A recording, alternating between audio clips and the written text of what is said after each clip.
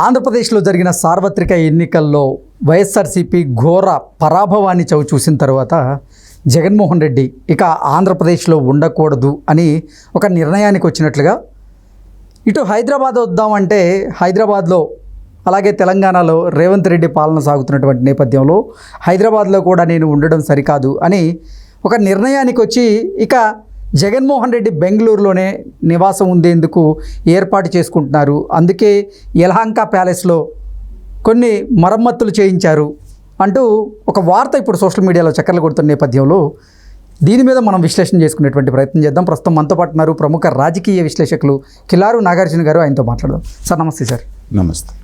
ఘోర ఓటమిని చవి చూసిన తర్వాత జగన్మోహన్ రెడ్డి అటు ఆంధ్రప్రదేశ్లోనూ ఇటు తెలంగాణలో అంటే హైదరాబాద్లో ఉండకూడదు అని ఒక నిర్ణయానికి వచ్చినట్లుగా ఆయన ఇక బెంగళూరులో ఉన్నటువంటి యలహంక ప్యాలెస్కి మాత్రమే పరిమితం కాబోతున్నట్లుగా అక్కడి నుంచే రాజకీయాలు చేయబోతున్నట్లుగా ఒక వార్త సోషల్ మీడియాలో చక్కర్లు కొడుతూ ఉంది. దీని మీద మీ విశ్లేషణ ఏంటి సార్?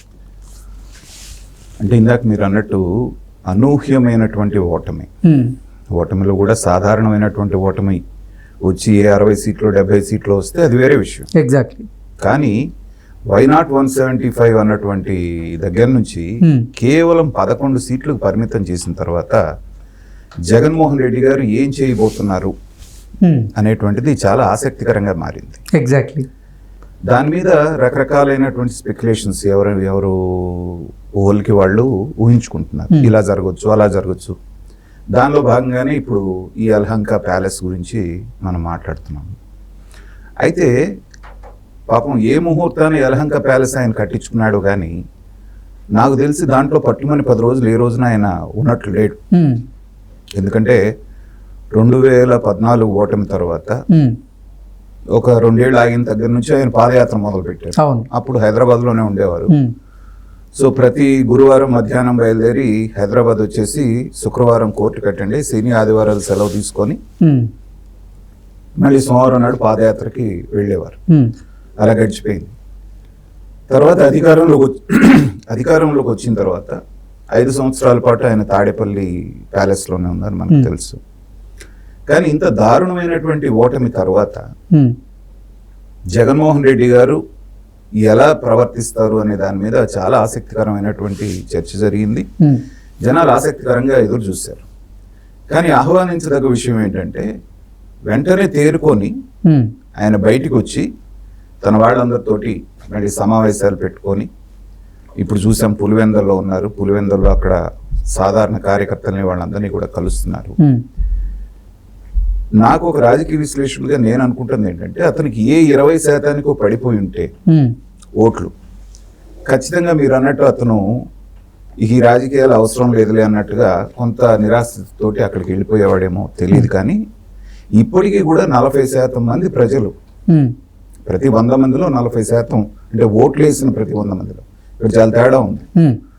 చాలా మంది ఏమనుకుంటారంటే 40% అంటే ప్రజల్లో 40% అనుకుంటారు. మనకున్న జనాభాలో ఓట్లు వేసిన వాడు 80% మంది, 20% మంది అసలు ఓట్లే వేయలేదు. అవును. ఓట్లు వేసినటువంటి జనాభాలో 40% మంది ఈయన కావాలని కోరుకుంటున్నప్పుడు అంటే 40% అనేది ఒక పెద్ద మొత్తమే. ఎందుకంటే ఇక్కడ మనకి తెలంగాణలో రేవంత్ రెడ్డి అధికారంలోకి వచ్చింది 40% ఓట్లతో. ఒక పార్టీని అధికారంలోకి తీసుకొచ్చే అంత పెద్ద సంఖ్య 40 అంటే. అంత సంఖ్య వచ్చి అంతమంది ప్రజలు నిన్ను నమ్ముకున్నప్పుడు దూరంగా వెళ్ళి ఎక్కడో బెంగళూరు ప్యాలెస్లో ఉంటారనేటువంటిది నాకైతే అంత ఇదిగా అనిపించట్లేదు. ఎందుకంటే పార్టీని పటిష్టం చేసుకొని మళ్ళీ పునర్నిర్మాణం, ఎందుకంటే అధికారం కోసం ఈ చుట్టూ చేరినాడు, అధికారం పోగానే ఆటోమేటిక్గా వెళ్ళిపోతారు. ఈయన గట్టిగా నిలబడకపోతే ఆ వచ్చినటువంటి 11 మంది ఎమ్మెల్యేలు కానీ 4 ఎంపీలు కానీ 11 మంది రాజ్యసభ సభ్యులు కానీ ఎంతవరకు నిలబడతారనేది ఆల్రెడీ ప్రశ్నలు స్టార్ట్ అయిపోయింది. రాజ్యసభ సభ్యులందరూ బీజేపీలోకి వెళ్ళిపోతారా, లేకపోతే ఇక్కడ ఆల్రెడీ కొంతమంది బీజేపీ తోటి పవన్ కళ్యాణ్ తోటి టచ్లో ఉన్నారు, జనసేన తోటి రకరకాల రూమర్స్ వింటున్నాం. అది కాదు, మనం గట్టిగా నిలబడుతున్నాం, 2029 వరకు మళ్ళీ ఫైట్ చేద్దాం అనేటువంటి జనంలోకి తీసుకెళ్ళాలి అంటే నిలబడి ఫైట్ చేయాలి. దానికి కేంద్రంగా తాడేపల్లి మాత్రమే ఉండాలి. ఉన్నప్పుడు మాత్రమే అది సాధ్యం అవుతుంది. అది అలాగే జరుగుతుందని నేను అనుకుంటున్నాను. ఖచ్చితంగా మీరు అన్నట్టు అతను ఈ రాజకీయాలు అవసరం లేదులే అన్నట్టుగా కొంత నిరాశతోటి అక్కడికి వెళ్ళిపోయేవాడేమో తెలియదు. కానీ ఇప్పటికీ కూడా 40% మంది ప్రజలు, ప్రతి 100 మందిలో 40%, అంటే ఓట్లు వేసిన ప్రతి 100 మందిలో, ఇక్కడ చాలా తేడా ఉంది. చాలా మంది ఏమనుకుంటారంటే 40% అంటే ప్రజలు 40% అనుకుంటారు. మనకున్న జనాభాలో ఓట్లు వేసిన వాళ్ళు 80% మంది, 20% మంది అసలు ఓట్లే వేయలేదు. అవును, ఓట్లు వేసినటువంటి జనాభాలో 40% మంది ఈయన కావాలని కోరుకుంటున్నప్పుడు అంటే 40% అనేది ఒక పెద్ద మొత్తమే.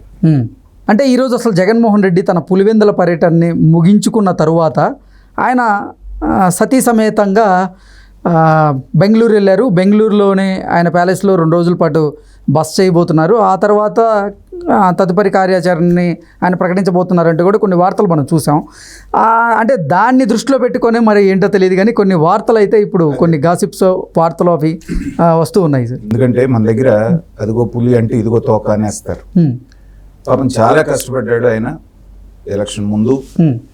తర్వాత ఈ ఎలక్షన్ రిజల్ట్స్ వచ్చినప్పటి నుంచి కూడా విపరీతమైనటువంటి మానసిక సంఘర్షణ. ఆయన మనిషిని మనం గమనిస్తే, ఆయన ముఖ కవళికలను గనక గమనిస్తే, ఫలితాలు వచ్చిన రోజు ప్రెస్ మీట్ పెట్టినప్పుడు అయితే అసలు నుంచి కానీ, లేకపోతే నిన్న అసెంబ్లీలో ఆయన ప్రమాణ స్వీకారం చేసినప్పుడు చూస్తే ఏంటంటే లోపల ఆయనకి అగ్నిపర్వతాలు బద్దలవుతుంది.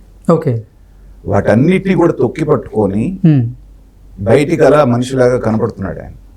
సో దీని నుంచి కొంత ఇది కావాలంటే కొన్నాళ్ళు రెస్ట్ తీసుకుందామని వెళ్ళుండొచ్చు. ఇంకోటి, నేను ఈ మాట అనడానికి ఇంకొక కారణం ఏంటంటే, అక్కడే కనుక ఆయన సెటిల్ అవ్వాలి, అక్కడే ఉండాలి అనుకుంటే తాడేపల్లి ప్యాలెస్లో మళ్ళీ 20 అడుగులు ఎత్తున ఆయన చుట్టూ కంచెలాగా వేసుకోవాల్సినటువంటి అవసరం లేదు కదా.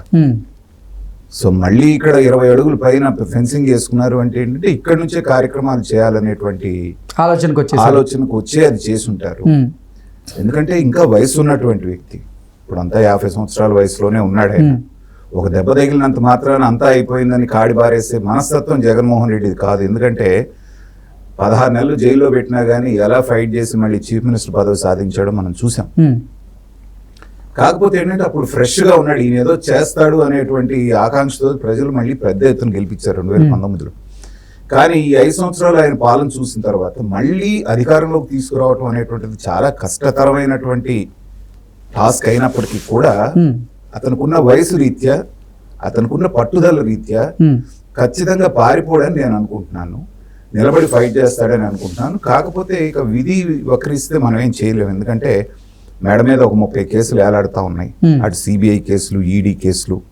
తర్వాత బెంగళూరులో ఉంటే ప్రతి వారం, ఇప్పుడు రేపు శుక్రవారం నుంచి ఖచ్చితంగా హైకోర్టు కనుక ఓకే అంటే ప్రతి శుక్రవారం అటెండ్ అవ్వాల్సి వస్తుంది నాంపల్లి కోర్టుకి. ఇంకా ఏమంటున్నారు, ఇది రోజువారీ విచారణ జరుగుతూ ఉంది. అవును, రెగ్యులర్ విచారణ జరుగుతుంది. కనీసం వారంలో 2 సార్లు అటెండ్ కావాల్సి ఉంటుంది అంటున్నారు. కాబట్టి ఇలాంటి టైంలో వెళ్ళి బెంగళూరులో ఉంటారనేటువంటిది నాకైతే అసంబద్ధంగా అనిపిస్తోంది. ఆయన ఖచ్చితంగా తన వాళ్ళందరికీ ధైర్యం చెప్తున్న పద్ధతి, మళ్ళీ ఇవాళ వెళ్ళి పులివెందులో ప్రజలతో ఆయన కలిసిన పద్ధతి చూసిన తర్వాత ఏంటంటే ఆయన కార్యాచరణ క్లియర్గా అనుకుంటున్నాడు. దానికి కేంద్రం తాడేపల్లి ప్యాలెస్ నుంచే ఆయన చేస్తాడనేటువంటిది నేను అనుకుంటున్నాను. Okay sir, thank you so much.